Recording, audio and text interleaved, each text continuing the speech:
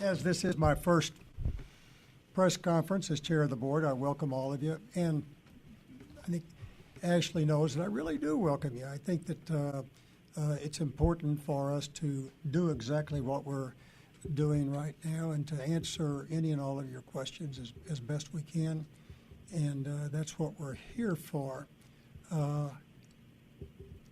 If I could ask of you, I'll be interested maybe toward the end, how you think that type of an exercise we close with, not just the commission report and the questions arising out of that, but the critical thinking or the strategic thinking portion of the meeting went, because I plan on doing that at every board meeting, and I didn't share it with all of you because I didn't know all of you, but I would be happy to share the subject of that critical issues session well in advance, so you have an idea of what we're going to be talking about during each of those sessions. I'll kick it off. I thought that was great, by the way. Oh my gosh. I mean, that was the most spirited discussion that the curators have had in public, and I've covered these meetings, a good 10 or 12 of these meetings over the last couple of years. So that was really nice to be able to kind of get a better understanding of where some of those curators stand on issues. There are some that are more talkative, like David Steelman, but not everyone will talk about their opinions on some of these things in public or speak up at all. So that was great. I do have a question for you guys. It's maybe a little bit more for you, Marcy, but do you think a waiver is out of the question for this year? You know, I don't know. I do know that that's something that has to be under consideration. As was pointed out, we've got to address as intelligently as we can the financial issues we face, and so certainly a waiver would be a consideration. And it's going to be a process to see if we go that direction, but certainly that would be a consideration. Any idea from the governor if there would be any sort of punishment similar to what happened a couple of years ago tied to it? I don't have any idea. I don't have any reason to believe that this governor would have any reason or have any intention of punishing the university. No. I think this governor is a supporter of higher education. He has a lot of people to deal with.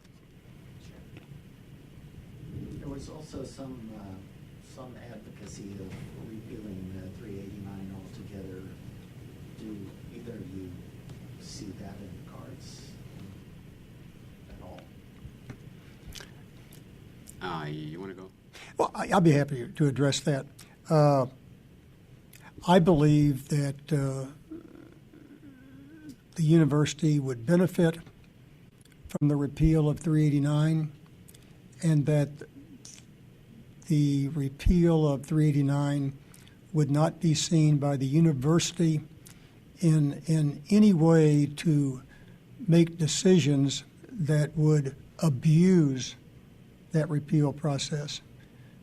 We understand that the legislature is counting on us to act responsibly, and I think we can assure the legislature that we would act responsibly.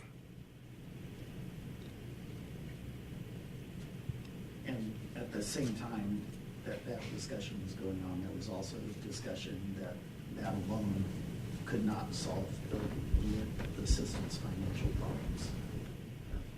You address that too.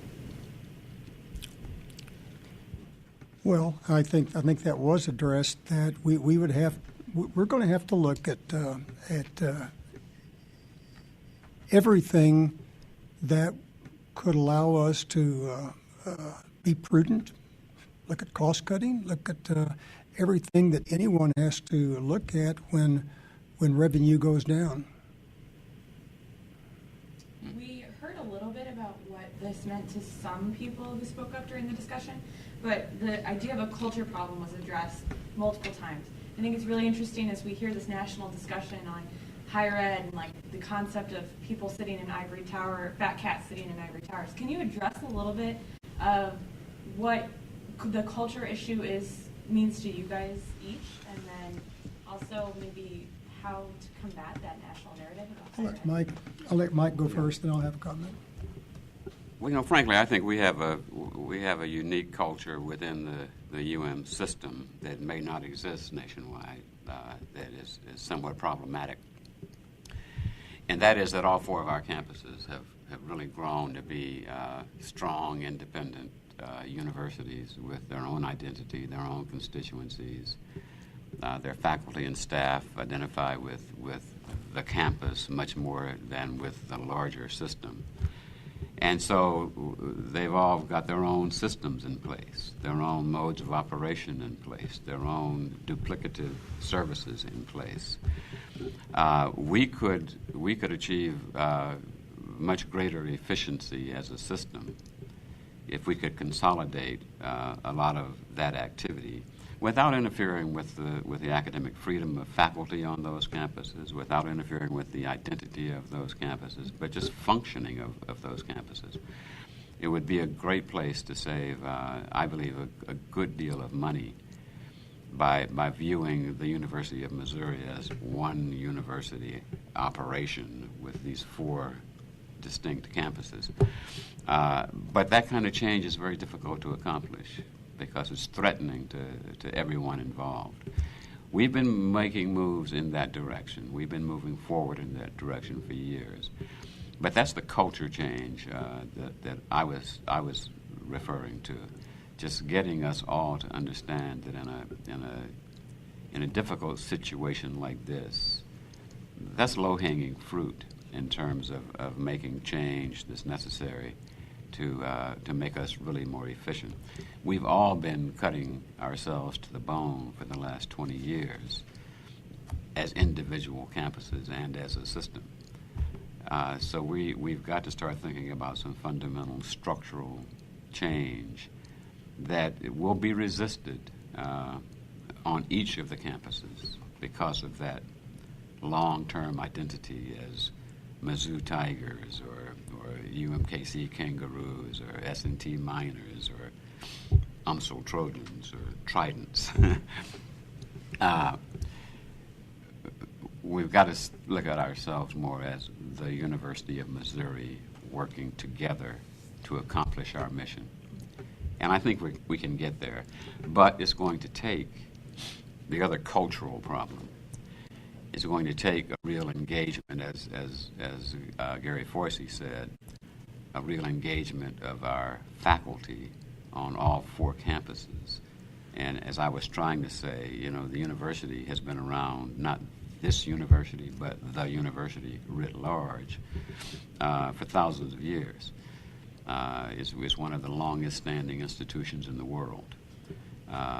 And it's characterized by academic freedom and serious involvement of academics, the faculty, in decision making. So we've got to engage faculty on all four campuses in understanding the need for the change and in designing that change if it's going to work. So I was just trying to caution people to understand that it's not like issuing an order from the top of a corporation and telling all the employees that tomorrow we're going in this direction and incentivizing that change by throwing some money at those who comply. In a university, change is a bit different, and we need to be mindful of that fact. It's kind of a point that universities get criticized on, Yeah, but that's what makes them universities, and that's why they've lasted so long, and that is the essence of academic freedom.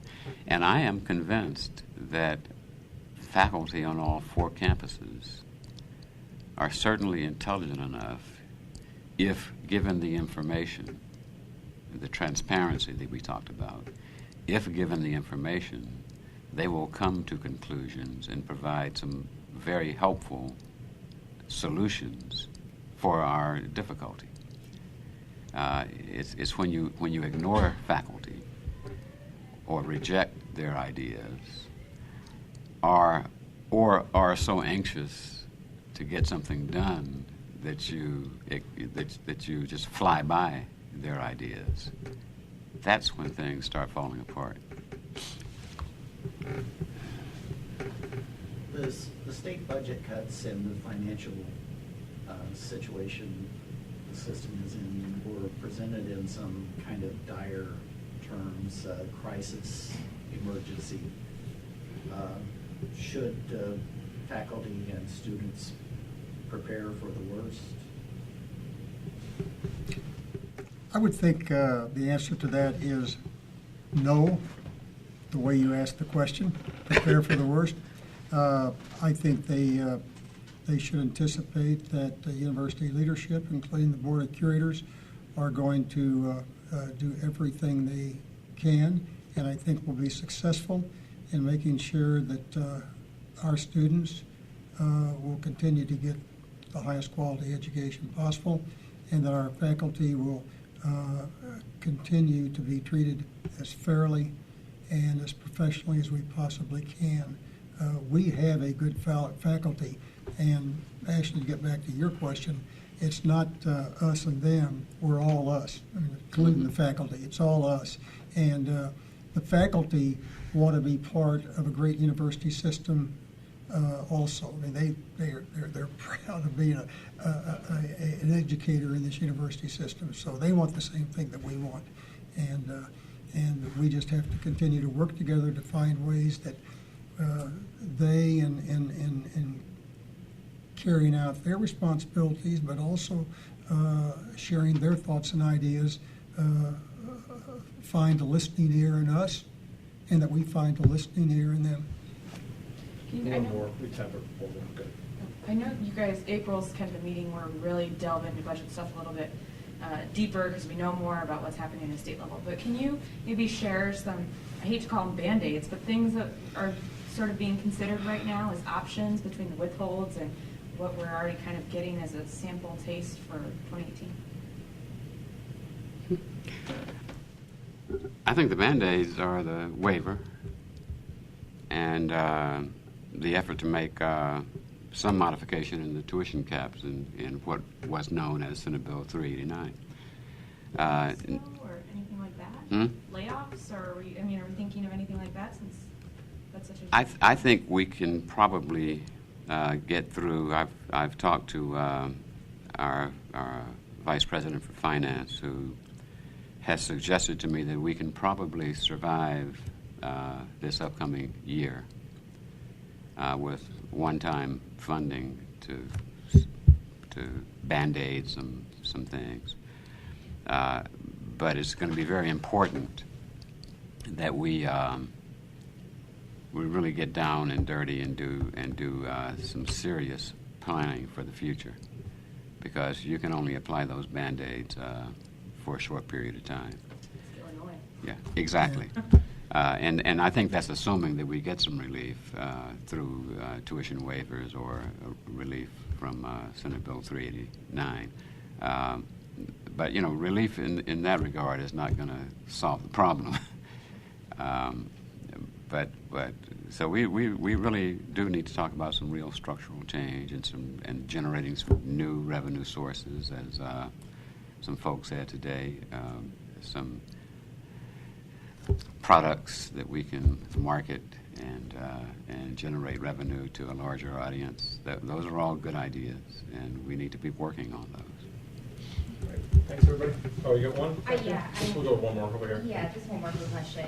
What would you say to students right now who have heard the murmurings, who don't necessarily have time to keep up with all of the budget discussions, but are concerned about a raise in enrollment or a raise in tuition, excuse me? I would say don't worry about that. The modest tuition increases that we are considering would still place us well below our peers in terms of tuition. And so what they get for the dollar they spend here is a great deal. So I wouldn't worry. I mean, nobody's talking about some draconian jump, doubling of tuition. But the students need to understand as well that this is close to a crisis. We cannot continue to provide the quality of education to do the kind of cutting-edge research and service that we do without adequate revenue. And as I've said 1,000 times before, we've been cutting ourselves to the bone for the last 20 years, and it hurts. And this university is too valuable, too precious, to let itself die from 1,000 duck bites, as they say. So I hope our students will understand. Just as I said, I think our faculty would understand the situation given the information. I think our students will too.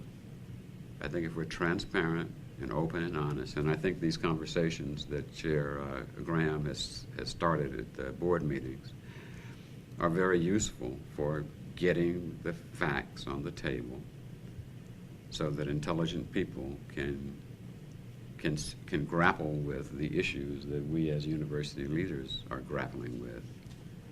I think we can all understand what the solutions should be. And I look forward to getting some help from students and faculty and staff and the general public on what we can do to solve this problem. And moreover, I hate to talk too long, but I think the state legislature and our political leadership, I don't believe that anybody wants to hurt this great institution. They've got revenue problems in the state, but they need to be a part of this discussion as well. We as a community need to figure out how we can maintain the stature of this great university, and we can figure it out. So to the students, I say I wouldn't worry. Come with us and help us figure it out. Thanks, everybody. Appreciate it.